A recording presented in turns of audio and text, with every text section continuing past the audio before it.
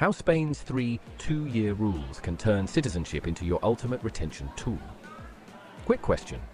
If your head of HR, your CFO, and your employment lawyer all walked into a room and you asked them, what's Spain's 2-year rule? How many different answers do you think you'd get? 3. You'd get 3 completely different answers. And here's the terrifying part. They'd all be correct because right now, in 2026, Spain has 3 separate legal mechanisms all sharing the same nickname. One is a citizenship pathway, one is a residency reform, and one is a tax trigger that resets every January and has absolutely nothing to do with the other 2. If your teams are confused, they should be.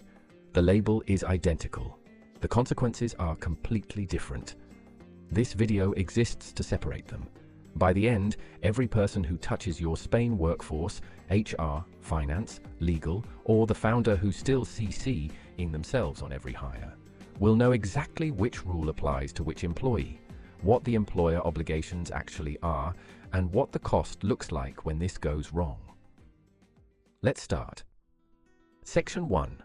Why Spain is a compliance pressure cooker right now. Spain is going through one of its most significant regulatory reshuffles in years, and it's happening all at once. In January 2026, Spain approved a royal decree that will allow up to 500,000 people to regularize their immigration status. Applications open April 2026 and close June 30th. That's a hard deadline, and it directly affects the pool of people you can legally employ. In May 2025, the standard residency by settlement pathway, arraigo, dropped from 3 years to 2. This changed who qualifies, how quickly, and under what conditions. In October 2025, a wildly popular citizenship route called the Grandchild Law closed permanently after processing nearly 700,000 applications. The people who missed that window didn't stop wanting Spanish citizenship. They just started using different pathways, including the one we're going to talk about today. And Spain is in the middle of digitizing its entire immigration system, replacing a notoriously fragmented regional paper process with a centralized platform. All of this is happening at the same time. For employers with people in Spain, or planning to hire there, the next 90 days will reshape what's possible, what's compliant, and what's expensive. Section 2. The 3 two-year rules, one at a time. Rule 1. The Citizenship Fast Track Rule 1 is the one with the biggest upside for employees and for smart employers. Nationals of Ibero-American countries can apply for Spanish citizenship after just 2 years of legal, continuous residence, not 10 years. 2. The list includes Argentina, Bolivia, Brazil, Chile, Colombia, Costa Rica, Cuba, the Dominican Republic, Ecuador, El Salvador, Guatemala, Honduras, Mexico, Nicaragua, Panama, Paraguay, Peru, Uruguay, Venezuela, Andorra, the Philippines, Equatorial Guinea, and Portugal. Spanish citizenship means an EU passport, and an EU passport means the right to live and work anywhere in the European Union, without a visa, without a permit renewal, without a deadline. For HR teams, this is a retention lever, not just a compliance checkbox. An employee who knows they're 24 months away from an EU passport has a very different relationship with a Spain-based role than one staring down a decade of permit renewals. For founders and CFOs, this is a competitive differentiator in talent acquisition that costs you almost nothing to support, and potentially a lot in attrition if you ignore it. For legal, the nuance is nationality at birth, not acquired citizenship. A US citizen who later naturalized as Mexican does not qualify. Dual nationals need to verify which passport Spanish authorities will recognize, and critically, only certain visa and permit types count towards the 2 years. Student visas generally don't. Digital nomad visa holders face particular uncertainty. Verify before you assume. Spain currently has over 250,000 pending citizenship applications as of late 2025. Processing times are long and getting longer. Raise this conversation at month 18, not month 23. Rule 2. The arraigo reform. Rule 2 is the one most likely to be confused with Rule 1 because the number is the same, but literally everything else is different. Arraigo is a residency pathway for people who are already in Spain without legal status, but who can demonstrate genuine ties, social, employment, or family. As of May 2025, the standard arraigo pathway dropped from 3 years to 2. This is a regularisation route. It's not for employees who arrived on valid visas.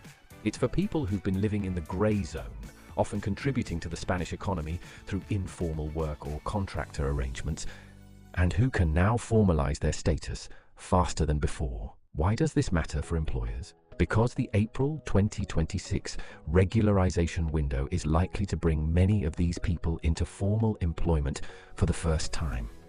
If you use contractors in sectors like hospitality, logistics, retail, or construction, and some of those contractors regularise under this new pathway, your current arrangements may need misclassification review.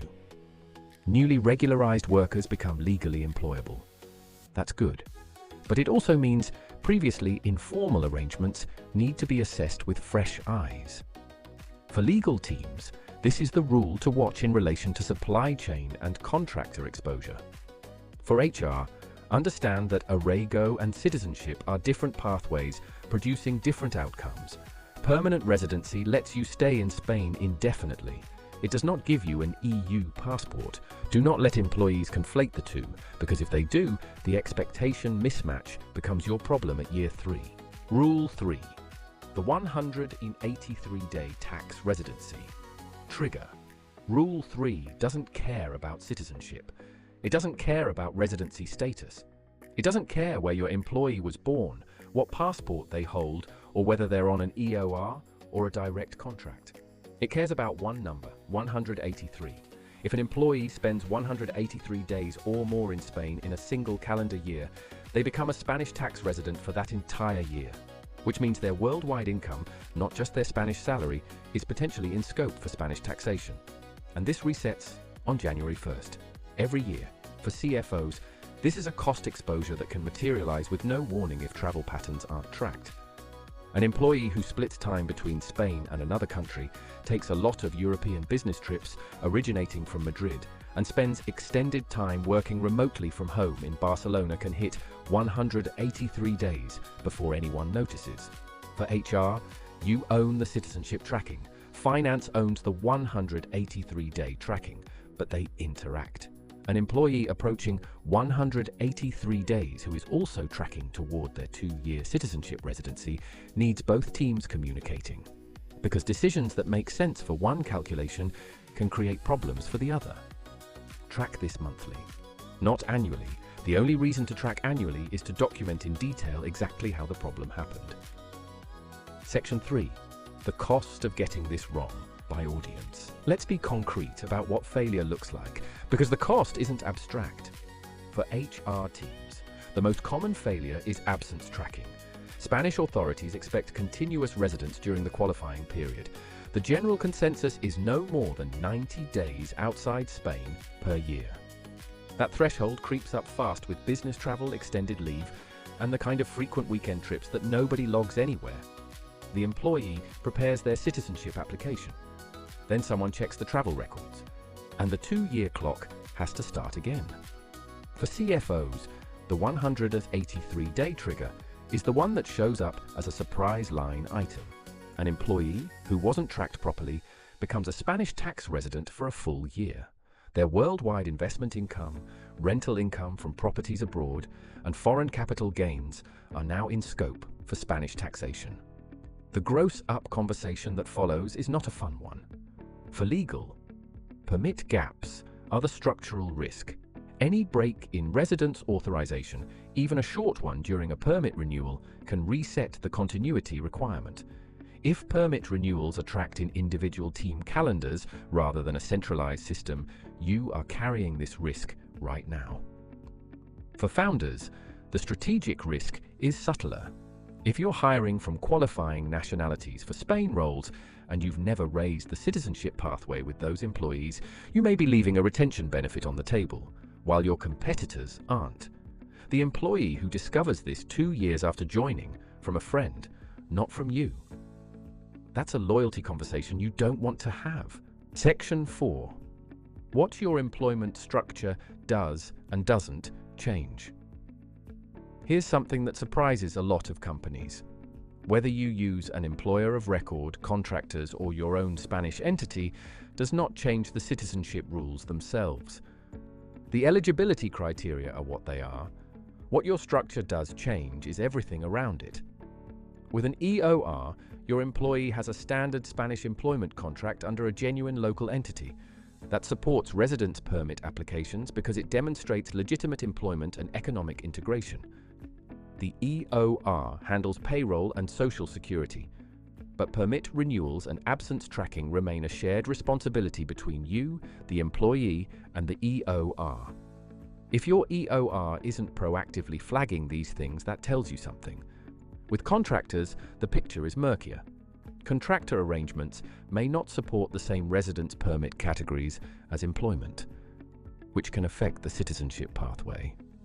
Spain's misclassification rules are strict, and informal arrangements that look like employment but aren't structured as employment can create problems that show up years later, including in citizenship applications.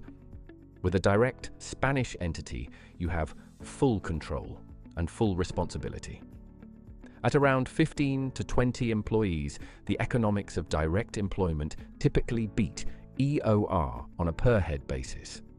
That's the crossover point worth modeling. The bottom line, your employment structure shapes the quality of the documentation trail, and documentation is what determines whether a citizenship application succeeds. Section 5. The operational checklist. Most articles on this topic stop at eligibility criteria. Here is the operational checklist that determines whether an application actually succeeds or falls apart at the finish line. 1. Residence permit validity dates and renewal deadlines. Centralized tracking, not individual calendars. Permit gaps break continuity. 2. Monthly absence records showing days outside Spain, not annual. Monthly. 90 days is the conservative threshold. It arrives faster than people expect. 3. Padrón registration. The municipal register proving a consistent Spanish address. This is evidence of genuine residence, and authorities look for it. 4. Employment contracts and payroll records for the full qualifying period. Your EOR or entity payroll should produce these automatically. If it doesn't, that's a problem. 5. Social Security contribution statements. Continuous contributions signal economic integration to reviewing authorities. 6. Tax filings demonstrating Spanish tax residency, which loops back to the 183-day rule. These two requirements need to be tracked together. 7. Evidence of integration. Most commonly a Spanish language certificate at DLE. A2 level or higher. This takes time to prepare. Don't leave it to month 23. If you're managing employees across multiple systems, contractors in one platform, EOR staff in another, entity employees somewhere else, assembling this evidence becomes a project in itself. And the probability of a gap scales directly with the number of disconnected systems you're running. Spain's 3 two-year rules are genuinely complex, but the employers who get this right aren't necessarily the ones with the biggest legal teams. They're the ones who treat the citizenship pathway as the retention lever it actually is, who track absences monthly, not annually, who understand that permanent residency and EU citizenship are different outcomes, and don't let employees find out the hard way, and who have someone in their corner who understands what all of this looks like across HR, finance, and legal at the same time. That's what Teamed does. There's a link in the description to book a situation room. It's a focused conversation where we look at your specific Spain setup, your headcount, your employment structure, your timeline. And if this kind of content is useful to you, subscribe. We publish regularly for the teams who are building international workforces and want to do it properly. See you in the next one.